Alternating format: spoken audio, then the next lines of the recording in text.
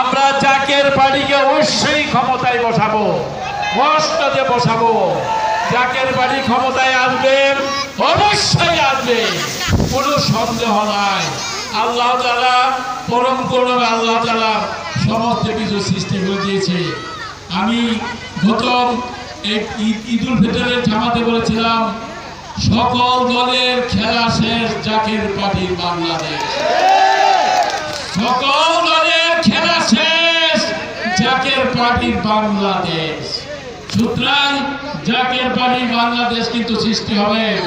আপনাদের কিন্তু সাবধান থাকতে হবে, আপনাদের কিন্তু খেয়াল রাখতে হবে। খেয়াল রাখলে পরেই এই জাকের বাড়ি বাংলাদেশের মসনদে পৌঁছাতে পারবেন। ওলি আল্লাহর মহব্বত ছাড়া, সোহবত ছাড়া, ওলি আল্লাহর হকীকত ছাড়া এই বাংলাদেশের রাজনীতির অস্থিরতা দূর করা যাবে না। বাংলাদেশের অর্থনীতি সুন্দরভাবে সাজাতে হলে অবশ্যই জাকের বাড়ি ক্ষমতায় আসতে হবে। এই নুরুল ইসলাম, আমিনুল ইসলাম, এইসব ইসলামের কথা আমরা শুনবো না, শুনবো না। আমরা শুনবো প্রকৃত সত্য ইসলামের কথা, সত্য ইসলামের কথা আমরা পারবো। সত্য ইসলাম যদি ইঙ্গিত করে সেই দিকে আমরা আছি। আমার বিশ্ব খাজা ফরিদপুরি সত্য ইসলামের প্রসার করে গিয়েছেন তার সমগ্র জীবন। তারপরে মিয়া ভাইজান মেজবাদের হাতে দিয়ে গেছেন বাকি কাজ সমাপ্ত করার জন্য। সুতরাং তারা যেভাবে নির্দেশ দেন সেইভাবে আমরা কাজ করব, সত্য ইসলামের পক্ষে কাজ করব। আমিনুল ইসলাম, নুরুল ইসলামের কাজ আমরা করব না, আমরা সত্য ইসলামের কাজ করব। জাকের বাড়ি মানুষের শান্তি দেওয়ার জন্য এই জাকের বাড়ি বিশ্বরী খাজা ফরিদপুরি 1989 সালের 12ই রবিউল আউয়াল 14ই অক্টোবর এই জাকের বাড়ি প্রতিষ্ঠা করেছিলেন। কে করেছিলেন?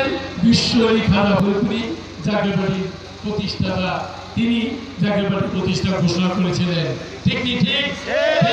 অন্য কেউ না, কিন্তু ভুল করে কিন্তু অন্য কথা বলা যাবে না। 1989 সালের 12ই রবিউল আউয়াল রহমতের সময় 14ই অক্টোবর তিনি জাকের বাড়ি ঘোষণা করেছিলেন। সুতরাং আমাদেরকে খেয়াল রাখতে হবে, যারা সেদিন বিশ্ব জাকের মন্ত্রী ছিলেন তারা বুঝতে পারবেন কেন ঘোষণা করেছিলেন, জাকের বাড়ির উদ্দেশ্য কি, জাকের বাড়ির লক্ষ্য কি।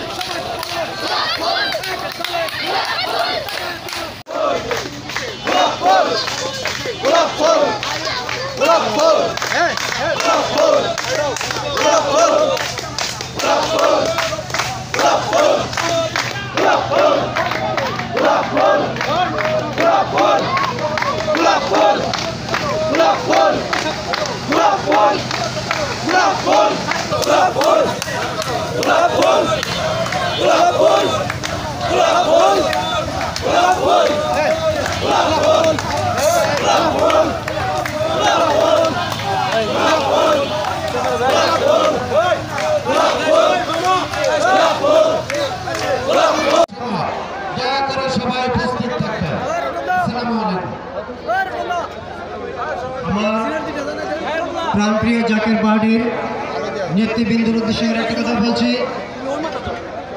আপনারা যত সময়ে প্রোগ্রামে উপস্থিত হবেন, আপনারা যত সময়ে প্রতিটি প্রোগ্রামে উপস্থিত হবেন, যেহেতু আমাদের সামাজিক সংগঠনের অনেক নেতৃবৃন্দ আছে, তাদেরকে সবাইকে হয় কথা বলার জন্য আপনারা যদি দেরিতে উপস্থিত হন তাহলে কিন্তু সময় দেওয়া যায় না।